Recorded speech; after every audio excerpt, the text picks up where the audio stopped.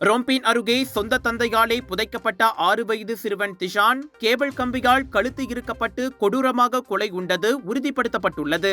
சவ பரிசோதனையில் அந்த அதிர்ச்சிகரமான தகவல் தெரிய வந்ததாக நெகிரி சம்பிலான் மாநில போலீஸ் தலைவர் டத்தோ அஹமத் ஜஃபீர் முகமது யூசுப் தெரிவித்தார். ரிம்பாவ் மருத்துவமனையில் இன்று நண்பகல் 12 மணிக்கு தொடங்கிய சவ பரிசோதனை மாலை 4:20 மணியளவில் நிறைவுற்றது.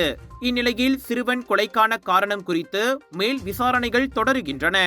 என்றாலும் சந்தேக நபரான தந்தையிடம் நடத்தப்பட்ட தொடக்கக்கட்ட விசாரணையில் அவ்வாடவர் குடும்ப பிரச்சனையை எதிர்நோக்கி இருந்ததும் மனைவியை விவாகரத்து செய்யும் நிலையில் இருப்பதும் தெரியவந்துள்ளதாக அஹமத் ஜஃபீர் கூறினார்.